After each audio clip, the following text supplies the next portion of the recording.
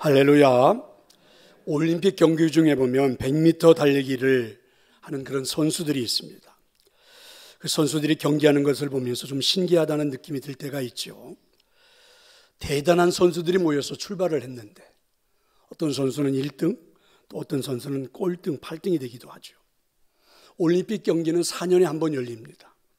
이를 위해서 열심히 선수들이 노력하고, 그리고 대륙별 예선을 통과하고, 또 올림픽에 출전한 선수들 가운데서도 또 예선을 해가지고, 그렇게 해서 이제 통과한 결승선에 사람들이 무대에 섰는데, 글쎄 누군가는 1등이 되고, 누군가는 5등이 되고, 누군가는 8등이 되기도 하죠. 여러분, 차이가 무엇일까요? 일상의 삶도 마찬가지가 아닙니까? 우리가 대학을 졸업하고 그리도 원했던 대기업 직장에 들어갔는데, 그것도 같은 날 입사해서 같은 장소에서 같은 사무실에서 시작하지만 나중에 보면 잘 되는 같은 동기가 있는가 하면 뒤처지는 동기도 생깁니다. 똑같이 시작하고 그리고 똑같이 하는데 어떤 사람은 왜 더 잘 되는 것일까? 그래서 이것을 연구하기 위해서 스타벅스 재팬의 전직 CEO였던 이와타 마스오라는 사람이 쓴 책, 결국 성공하는 사람들의 사소한 차이라는 책에 보면 이렇게 이분은 설명을 했습니다.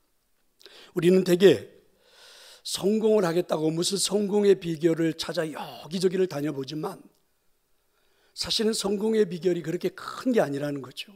성공의 비결은 그동안에 성공했던 사람들을 보았더니 사람들과 만나서 경청하기 위하여 누군가보다는 한 몇 센치 더 그 사람 가까이 가서 경청을 했고, 또 누군가보다는 자신의 삶을 돌아보는 한 몇 초라도 더 시간을 내서 자기를 돌아보았던 일들, 생각해 보면 이런 사소한 것들이 사람들의 차이를 만들어내더라, 이렇게 이분은 발표를 했습니다.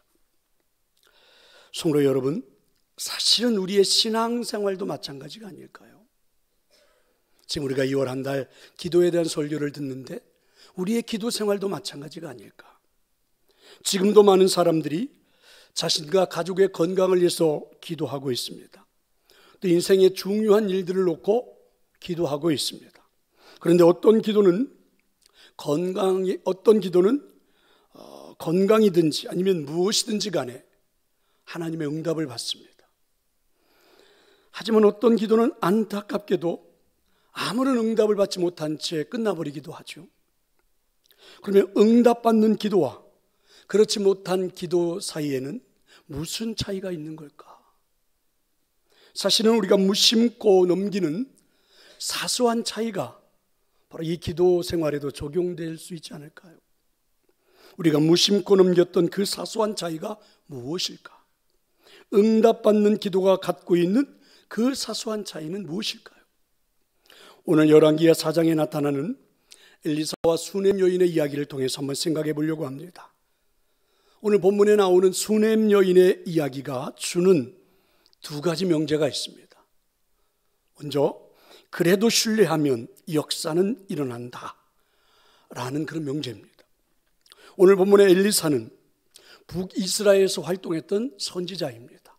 원래는 아버지가 굉장히 부유한 농사를 짓는 그 가정에서 태어나 남부럽지 않게 살고 있던 이 엘리사가 어느 날 엘리야 선지자로부터 부름을 받습니다.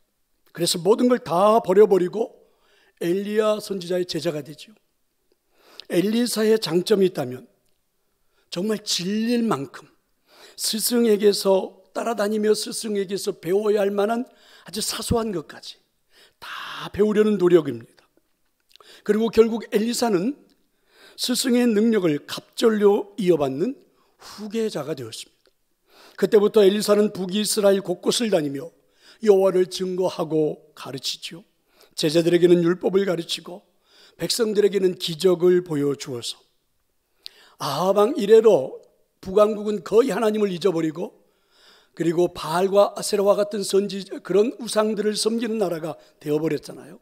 그런데 그런 백성들에게 여호와 하나님이 얼마나 위대한지 보여주는 사역 아주 잘 감당을 했습니다. 이렇게 바쁘게 사역하던 엘리사가 어느 날 수넴 마을을 지나가고 있었습니다. 그런데 그때 부잣집 한 여인이 엘리사에게 찾아와서 우리 집에 오시라고, 그래서 초청해서 아주 식사 대접을 융숭하게 잘했습니다. 이것으로 끝나지 않고 언제든지 이 지역에 올 때마다 우리 집에 오셔서 머물고 가시라고 아예 엘리사를 위하여 집안에 방을 하나 만들어 주었습니다. 이러한 여인이 너무너무 고마웠던 엘리사가 어느 날 수냄 여인을 부르더니 이렇게 묻는 것입니다. 내가 고마워서 답례를 하고 싶은데 혹시 필요한 것 있으면 한번 말해보시오. 혹시 왕이나 군사령관에게 탄원할 것이 있으면 내가 도와주겠소. 그런데 이 여인이 거절을 하죠. 괜찮습니다. 저는 지금으로도 충분히 만족합니다. 어떻게든 답례를 하고 싶은 엘리사는 그래서 그의 제자인 이 게하시에게 이 여인에게 무엇을 하면 좋을까 한번 방법을 찾아보라. 그랬더니 게하시가 이렇게 이야기를 합니다. 이 여인에게는 아이가 없고 남편은 늙었습니다. 엘리사는 그 말을 듣자마자 곧바로 여인을 부르더니 여인을 보고 이렇게 선포합니다. 16절에 나와 있는데요. 한 해가 지나 이때쯤 네가 아들을 안으리라. 놀라운 축복이죠. 그런데 여인이 이 엘리사 선지자로부터 전해지는 이야기를 듣고 깜짝 놀라가지고 아닙니다. 그럴 리가 없어요. 저를 속이지 마세요. 이렇게 강하게 부인하는 것입니다. 이유는요, 이 여인은 불임 여성입니다. 그리고 지금까지 아이를 낳지 못해서 이제 꽤나 나이가 많이 들어서 아이를 낳는다는 것은 거의 불가능한 일입니다. 그런데 주의 종의 선포대로 여러분 1년 뒤 하나님께서 그녀에게 아기를 주셔서 그녀는 뜻하지 않게 불임의 문제를 해결받게 된 겁니다. 성도 여러분, 참 이상하죠? 이 여인이 그렇게 아무리 부르짖어도 들어주지 않았던 하나님께서 아니 어떻게 이렇게 쉽게 이 여인의 문제를 해결해 주시는 걸까? 사실은 오늘 이 본문을 해석하기는 매우 어렵습니다. 좀 난해해요. 잘 한번 생각을 해봐야 되는 본문이죠. 어떻게 이런 일이 일어나는 것일까? 생각해보면 사실 수냄 여인은 이 불임의 문제를 놓고 얼마나 많이 기도했을까요? 하나님 제발 저에게 이 불임이 치유되고 아이를 좀 낳을 수 있게 해주세요. 얼마나 많이 매달렸겠어요. 기도하면서 물론 의사도 많이 찾아다녔겠죠. 할 수 있는 방법을 다 해봤을 것입니다. 그런데도 이 여인은 그렇게 기도했던 기도에 응답이 없었고 불임이 치유되지도 않았습니다. 그렇다고 하나님이 어떤 응답을 해 주셨는가? 그렇지도 않아요. 하나님은 작은 신음에도 응답하신다는데 그녀에게는 아닌 것 같았죠. 시간이 갈수록 촛불이 흔들리고 그 초가 다 타면 꺼지듯이 결국 이 여인이 가지고 있었던 아이에 대한 희망도 시간이 갈수록 희미해지고 흔들리고 그러다가 거의 이제는 포기 잃어버렸습니다. 엘리사가 필요한 것이 없는가라고 물었을 때 이 여인이 괜찮다라고 대답한 것은 사실은 좋은 뜻이 아닙니다. 이런 거 아니겠어요? 내게는 이제는 거의 희망이 없습니다. 희망의 불씨가 다 접어버렸습니다. 이제 더 이상 기대하는 게 없습니다. 어쩌면 이런 마음을 드러낸 것이 아닐까. 그런데 불임에 대한 치유의 희망이 사라지고 아이에 대한 기대가 사라지는 중에도 여러분 이 여인이 결코 놓지 않았던 것이 하나 있습니다. 그게 뭡니까? 바로 9절인데요. 여러분 화면을 보면서 우리 같이 한번 읽어볼까요? 여인이 그의 남편에게 이르되 항상 우리를 지나가는 이 사람은 하나님의 거룩한 사람인 줄을 내가 아노니. 그러니까 엘리야가 우리 동네에 올 때마다 그리고 그런 엘리사를 볼 때마다 하나님이 보낸 거룩한 사람이다. 이 여인은 그렇게 보기 시작했고 그리고 엘리사가 자기 동네에 오기만 하면 어쨌든 그 엘리사를 자기 집으로 모셔서 하나님의 거룩한 사람 선지자 일을 모셔서 꼭 대접을 했습니다. 왜 그랬을까? 왜 그랬을까? 그 대답은 이런 거죠. 그래도 하나님을 신뢰하니까. 그래도 하나님을 신뢰하니까. 물론 아무리 기도해도 응답하지 않는 하나님이 원망스럽고 마음이 슬프기도 했을 겁니다. 하지만 그래도 나에게 복을 주실 수 있는 분은 하나님밖에 없다는 사실을 믿었기 때문에, 그래서 엘리사를 정성껏 모시고 늘 그에게 기도를 받았던 것이죠. 그래도 그러니까 내가 전혀 아이의 문제가 해결되지 않아도, 불임이 치유가 되지 않아도, 그렇게 기도했는데 응답이 없었다 할지라도 그래도 주님밖에 없습니다. 그래도 주님밖에 없습니다. 그래도 내 인생의 모든 복은 하나님이십니다. 이런 고백이에요. 이처럼 언제나 어디서나 먼저 신뢰를 했더니 오늘 본문에 나오는 것처럼 이번에는 하나님의 감동을 받으신 겁니다. 그래서 이 여인이 전혀 기대하지 않았던, 여러분, 그 불임이 치유되는 선물을 받게 된 것입니다. 성도 여러분, 묻고 싶습니다. 여러분은 하나님이 진짜로 좋습니까? 대답을 하지 않은 분들이 한 100명은 있는 것 같아서 한 번만 더 물어보겠습니다. 하나님이 여러분은 진짜로 좋습니까? 여전히 내 삶의 환경이 달라지지는 않았지만, 그죠? 그래서 아무런 응답이 없어서 하나님에 대한 원망과 슬픈 분들이, 원망이 커지고 슬픈 분들이 있겠죠. 회복을 위해서, 치유를 위해서, 내 병의 나음을 위해서 그렇게 기도했건만 좀처럼 나을 기미가 보이지 않아서 하나님에 대한 희망이 점점 사라지는 분들도 어쩌면 있겠죠. 그렇지만 마음 한구석에 남은 작은 그 믿음 때문에 오늘도 힘겹게 이 교회에 나와서 예배하는 분들이 아마 많을 겁니다. 여기 계신 분들 중에 말입니다. 혹시 내가 그 중에 한 명이라고 생각되시거든 수냄 여인을 기억하십시오. 여전히 내 삶의 환경이 달라지지는 않지만 그래도 여러분을 이 예배의 자리로 오게 한 것은 하나님에 대한 신뢰 때문이잖아요. 그 자그마한 신뢰를 가지고 그래도 여러분, 그래도 그 하나님을 신뢰하고 살아가 본다면 하나님이 감동하셔서 여러분이 기대하지 않았던 어떤 놀라운 선물이 주어질 수도 있을 것입니다. 여러분의 소망이 응답되는 이 시대에 수냄 여인이 되기를 축원합니다. 생각해 보면 여러분, 응답받는 기도가 주는 사소한 자유는 바로 이런 것이 아닐까요? 그렇게 소원했건만, 그렇게 원했건만 아무것도 이루어진 게 없어도 그래도 여전히 하나님을 신뢰해서 여러분, 하나님에게로 몇 센치 가까이 가는 것, 그래도 여전히 하나님을 신뢰해서 방향을 하나님에게로 들고 하나님을 향하여 한 발자국 한 발자국 걸어가는 것, 바로 이런 차이, 이런 사소한 차이가 하나님의 역사를 만들어내는 것이 아닐까요? 이런 사소한 차이가 우리들의 삶의 응답이 나타나는 것이 아닐까요? 하나님은 여러분의 이름도 아십니다. 하나님은 여러분의 머리카락까지도 세시는 분이십니다. 작은 신음도 듣고 계시는 분이십니다. 여러분, 지금 당장 응답이 없다 할지라도 먼저 신뢰하고 그리고 믿음의 삶을 살아내보고 그리고 기도의 자리에 앉아볼 수 있기를 축원합니다. 그래도 여전히 여러분이 앉을 수 있는 그 기도의 자리에 꼭 앉을 수 있기를 축원합니다.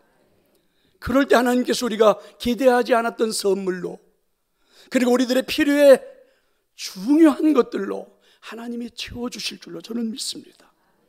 바로 이 사소한 차이, 오늘 수냄 여인이 이런 축복을 받은 것은 바로 이런 사소한 차이가 그런 역사를 만들어낸 거죠. 오늘 꼭 여러분에게 이 말씀이 기억되기를 축원합니다. 응답받는 기도가 갖고 있는 그 사소한 차이는 무엇일까요? 수냄 여인의 이야기가 주는 두 번째 명제가 있습니다. 그래도 원망을 하나님께 하면 길이 보인다. 자, 이런 명제입니다. 수냄 여인은 믿음으로 엘리사를 섬긴 덕분에 가정은 아이도 얻고 더 행복해졌습니다. 그리고 그 가정에 태어난 아이가 매우 무럭무럭 잘 자랐습니다. 시간이 흘러 어느덧 몇 년이 지난 어느 날 추수철이 되었습니다. 남편과 종들이 들녘에 나가서 무더운 날씨이지만 열심히 추수하고 있는데 아이가 아빠를 찾아서 아빠를 보겠노라고 혼자서 밖으로 나온 겁니다. 그리고 그 아이가 길을 걸어 아빠가 일하는 곳, 그 들녘까지 나왔지요. 그리고 그 들녘에 나와서 여기저기 놀고 다니고 있습니다. 자, 이 본문을 놓고 우리는 이렇게 한번 상상을 해볼 수 있을 것 같아요. 한낮에 중동의 태양에 비친 얼마나 뜨거운지, 막 40도까지 올라간다고 그러잖아요. 얼마나 덥습니까? 그래서인지 이 아이가 이상하죠. 자기도 모르게 아마 이 들녘에서 그 뜨거운 태양 아래서 오랫동안 이 어린아이가 놀다 보니까 아마 노출이 되어 열사병에 걸리지 않았을까, 그래서 쓰러진 것이 아닐까, 이런 생각을 해볼 수 있죠. 아이가 창백한 얼굴로 힘겹게 말하기 시작합니다. 아빠, 나 머리가 아파. 아빠, 나 머리가 아파. 그러자 이 아빠가 종에게 아이를 집에 데려가도록 하지요.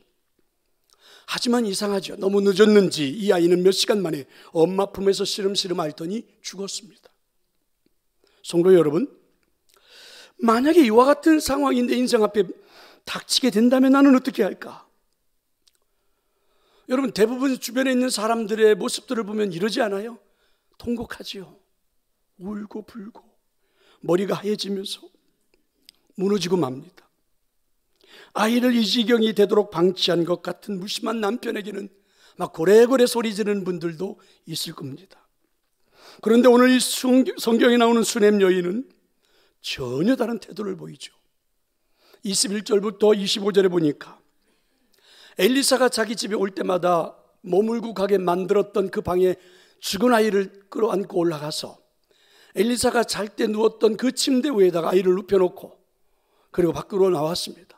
문을 닫아놓고, 그리고 나서는 남편에게 사람을 보내서 나귀를 한 마리 보내달라.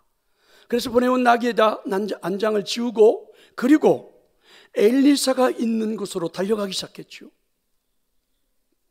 눈물도 흘리지 않고, 아이가 죽었는데 그저 무표정한 얼굴로 죽은 아들을 침대에다가 누워놓고 나귀를 타고 엘리사에게로 달려가려는 그 아내를 보고 남편은 빈정거리기 시작합니다. 역정을 내기 시작하죠. 아니, 이런 상황 속에서 엘리사를 만나러 간다고? 원래 오늘은 엘리사를 만나러 가는 날도 아닌데 꼭 가야 되겠는가? 빈정대는 겁니다. 이때 여인은 담대하게 남편에게 말하죠. 걱정하지 마십시오. 이렇게 말하고 엘리사가 있는 갈멜산으로 갔습니다. 그렇다니 여인은 정말 아이가 죽었는데도 아무렇지가 않아서 그런 걸까? 아닙니다. 이 여인이 엘리사를 만나서는요, 마치 그 엘리사의 다리를 품에 끌어안는 것처럼 하고는 그 다리를 붙잡고는 오열을 합니다. 울면서 막 원망의 말을 쏟아내기 시작합니다. 당신은 왜 원하지도 않은 아이를 주어서 이렇게 더 큰 슬픔을 줍니까? 여인이 그렇게 외치기 시작해요. 오열하고 싶을 만큼 이 여인도 마음이 너무나 아팠던 거지요. 그런데 여러분, 남편이나 가족 앞에서는 꾹 참고 오열하지 않았습니다. 왜 그랬을까? 왜 집에서는 남편이나 아이들에게는 가족 식구들 누구에게도 여러분 원망하거나 울거나 오열하지도 않고 입을 꾹 다물고 있었고, 그리고 지금 엘리사 앞에 와서는 이렇게 폭로하고 통곡하는 것일까? 이유는 딱 하나입니다. 이 문제를 해결할 분은 하나님밖에 없습니다. 이것을 믿었기 때문에 오직 하나님께만 자신의 마음을 드러내는 거죠. 성도 여러분, 이 여인의 행동이 어떻게 보이십니까? 남편이 조금만 적극적으로 대처했더라면 우리 아이가 죽지 않았을 것인데 원망할 수 있지 않나요? 아니면 집에서 일하는 분들에게 못한 거냐? 아이가 집에서 혼자 나가는데도 누구 하나 따라오지 않고 하면서 집에서 일하는 종들을 불러 호통을 쳤을 수도 있을 거고, 이미 죽어버린 아이니까 그냥 장사 지내버릴 수도 있었을 테고. 그런데 이 여인은 그렇게 하지 않아요. 그 아이를 그렇게 놔두고 엘리사를 만나러 온 거죠. 혹시 여러분도 오늘 이 수넴 여인처럼 그렇게 해보신 적은 있습니까? 아니 우리가 이처럼 행동할 수 있을까? 저도 말씀을 준비하면서 아무리 묵상해봐도 그게 가능할까? 그때 나는 그렇게 정신을 차릴 수 있을까? 막 이런 생각이 들더라고요. 이처럼 행동할 수 있는 것은 쉽지 않은 일이겠죠. 그런데 여러분, 여기에 사소한 차이가 있습니다. 한번 생각해 볼래요? 아이는 이미 죽었습니다. 누구를 원망한들 이 아이가 살아날 수 있는 걸까? 여러분, 죽어버린 아이가 원망한다고 살아난다면 100번이도 하겠지만 이건 불가능한 일이죠. 그런데 이 엄마는 이 죽은 아이를 원망하거나 장사 지내거나 이런 게 하고 싶지 않아요. 이 아이를 살리고 싶어요. 아이를 살릴 수 있는 방법 하나밖에 없잖아요. 그럼 뭡니까? 하나님이시잖아요. 하나님에게. 그래서 이 여인은 원망을 하든 탄식을 하든 사정을 하든 문제 해결자는 하나님밖에 없기에, 지금 모든 문제 해결자는 하나님이시기에 이 여인은 하나님을 찾아온 거죠. 이 사소한 차이입니다. 어떤 일이 일어났을까요? 놀라운 일이 시작됩니다. 하나님께서 친히 움직이기 시작하죠. 엘리사는 이 여인에게 그럼 가거라. 내가 내 종 게하시를 보내 치유하마. 엘리사의 발을 붙잡고 이 여인 도와주지 않아요. 당신이 직접 가십시오. 그래서 함께 떠나면서 엘리사는 먼저 게하시에게 지팡이를 하나 주고 가서 그 아이 위에 올려놓아라. 지금까지 그렇게 치료했거든요. 그런데 게하시가 가서 해보아도 아이가 낫지 않아요. 살아나지 않아요. 다시 돌아와서 아무것도 일어나지 않습니다. 하나님이 능력을 막으신 거죠. 이때 엘리사는 굉장히 당황했습니다. 이상하게 생각도 했고, 그래서 결국 본인이 거기까지 간 거죠. 그 집에 다시 가서 죽어있는 썩어가는 아이를 보고 느꼈습니다. 하나님이 왜 능력을 막았고 나를 이곳으로 인도하셨는지, 나보고 직접 가서 이 여인을 위로하고 이 아이의 문제를 해결하라는 하나님의 인도이시구나. 엘리사가 그 자리에 도착해보니 느낄 수 있었어요. 하나님이 이렇게 인도한 이상 엘리사도 이 일을 무심코 넘길 수가 없었습니다. 그래서 전례 없던 엘리사도 간절히 하나님 앞에 기도하기 시작했죠. 그 기도하던 모습이 성경에 이렇게 기록이 되어 있습니다. 자, 여러분, 우리 화면을 보면서 33절, 34절 한번 같이 한번 읽어볼까요? 엘리사가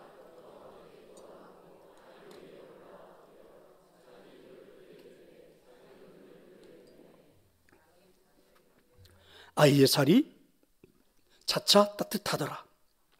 보세요. 방문을 닫고 하나님께 기도하기 시작했습니다. 그리고 기도한 다음에는 이 아이 위에 자기 몸을 똑같이 보겠어요.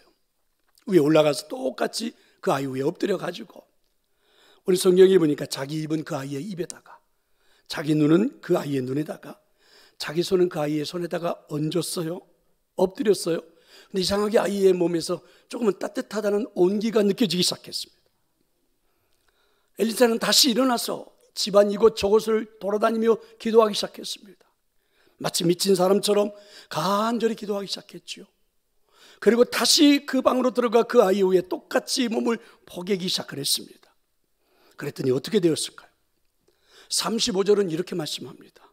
아이가 7번 재치기 하고 눈을 뜨는지라. 할렐루야. 다시 심장이 뜁니다. 멈춰있던 호흡이 시작됩니다. 썩어가던 피부가 회복됩니다. 죽었던 아이가 살아난 것입니다.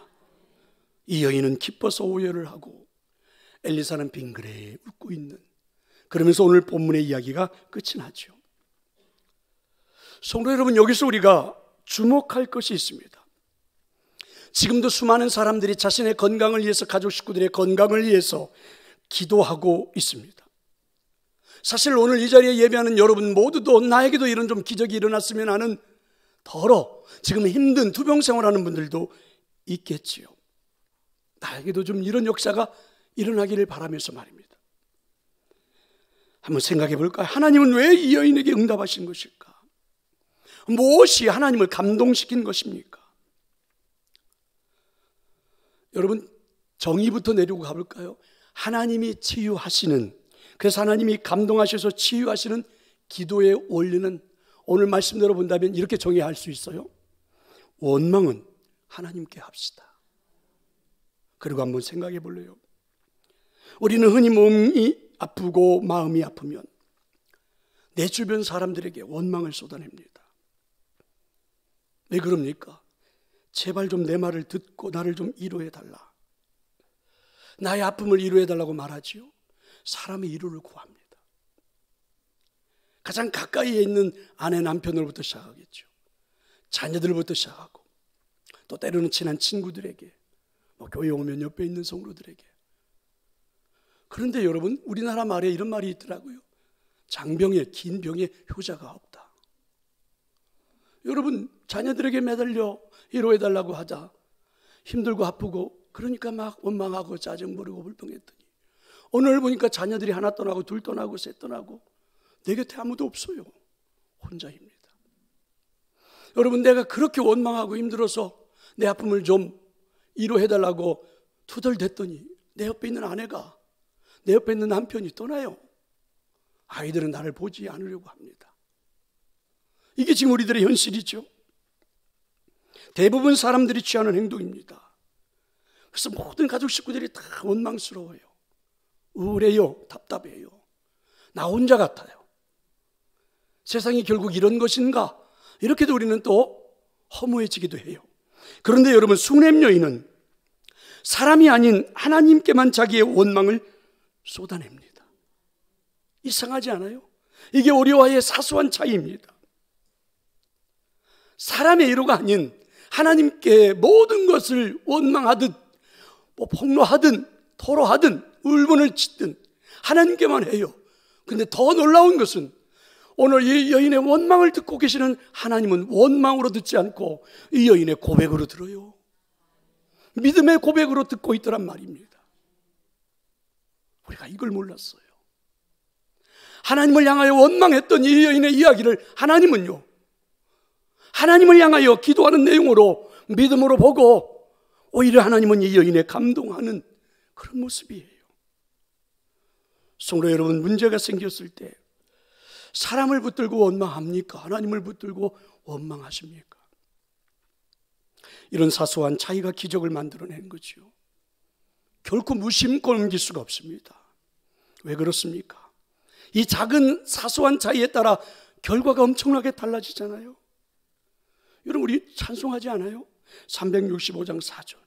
죽음 앞에 겁을 내는 자요, 주 예수 앞에. 일부 예배 시간은 같이 따라하던데.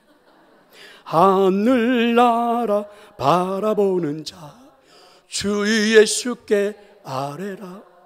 그렇죠. 주 예수 앞에 다 아뢰라. 주 예수께 하라라. 성도 여러분, 우리 중에 안 아픈 사람이 없습니다. 힘들지 않은 사람이 어디 있어요?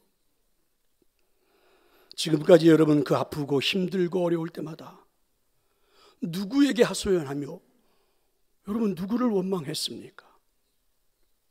혹시 사람을 붙들고 사람에게 원망했다면 이 시간 수냄 여인을 기억할 수 있기를 축원합니다. 우리의 상처, 우리의 아픔, 우리의 원망을 하나님은 기도로 받으신다고 하는데, 우리의 믿음으로 받으신다고 하는데, 고백으로 들으신다고 하시는데, 거기서 여러분 치유가, 거기서 응답이, 거기서 역사가 일어나는 것이 아닙니까? 이제 말씀을 마치려고 합니다. 많은 치유 기도가 있었지만 수냄 여인의 경우에는요, 작은 차이가 있었습니다. 사소한 차이가 있었죠. 아들이 죽는 것과 같은 슬픈 상황 속에서도, 아니 내 기도에 전혀 응답하지 않는 것 같은 상황 속에서도 자신이 살아가는 삶으로 먼저 하나님을 그래도 신뢰하고 있는, 그래도 내게 복은 하나님이시지, 이렇게 신뢰하는 믿음, 그 신뢰를 보여주었고, 삶에 큰 위기가 닥쳤을 때 모든 원망과 모든 아픔을 사람이 아닌 오히려 하나님께 토로했는데 그게 기도가 되었다는 사실이죠. 이런 작은 신뢰가, 이런 작은 믿음의 고백이 하나님을 감동시킨 것입니다. 하나님의 역사를 체험한 것입니다. 이제 여러분, 기도의 설교를 들으면서 시작했던 2월, 기도에 대한 설교를 우리는 한 달 내내 듣고 이제 마무리를 합니다. 기도하고 안 하고의 차이는 너무 사소합니다. 여러분 오늘 기도 한번 하지 않는다고 여러분의 인생이 무슨 하늘에서 천둥 번개가 내려서 여러분의 인생을 망가뜨려 버리고 그러지 않아요. 오늘 내가 여러분 기도한다고 갑자기 뭐가 달라지는 것도 아닌 것 같아요.